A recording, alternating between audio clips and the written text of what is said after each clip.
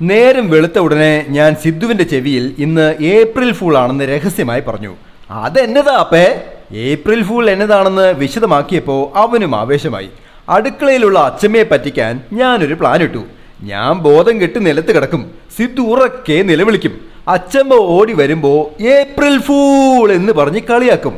ഞാൻ അടപടലം നിലത്ത് കിടന്ന ഉടൻ അവൻ ചിരി അടക്കി പിടിച്ച് നിലവിളിക്കാൻ തുടങ്ങിയതും അടുക്കളയിൽ നിന്ന് അച്ചമ്മ ഒച്ച വെച്ചു, സിദ്ധു ദേ ആ കള്ളിപ്പൂച്ച മീൻ മൊത്തം കട്ടോണ്ട് പോണേ.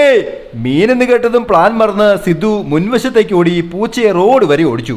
ഓടിക്കിതച്ചു വന്ന സിദ്ധു വിഷമത്തോടെ അച്ചമ്മയോട് ചോദിച്ചു, മീൻ മൊത്തം കൊണ്ടോയോ അച്ചമ്മേ? അച്ചമ്മ ഉച്ചത്തിൽ പൊട്ടിച്ചിരിച്ചു. April fool പറ്റിച്ചേ. സിദ്ധുവിന്റെ മുഖം ദേഷ്യം കൊണ്ട് ചുവന്നപ്പോ അച്ചമ്മ പറഞ്ഞു, നിങ്ങൾ രണ്ടാളും പ്ലാൻ ഇടുന്നത് ഞാൻ കേട്ടായിരുന്നു. അച്ചമ്മയെ പറ്റിച്ച കൊച്ചിനെ അച്ചമ്മയെ പറ്റിക്കും. ഉച്ചയ്ക്ക് ഊണ് കഴിക്കുമ്പോ എന്റെ പ്ലേറ്റിൽ വെച്ച മീൻ വറുത്തത് സിദ്ധു തട്ടിയെടുത്തു. ഇനി എന്റെ അപ്പ അടുത്ത ഏപ്രിൽ ഫൂൾ വരെ മീൻ തിന്നണ്ട കേട്ടോ. ഇതിപ്പോ കറങ്ങി തിരിഞ്ഞ് ഏപ്രിൽ ഫൂൾ ആയത് ഞാനാണല്ലോ. Happy drawing, Saneesh Divakaran.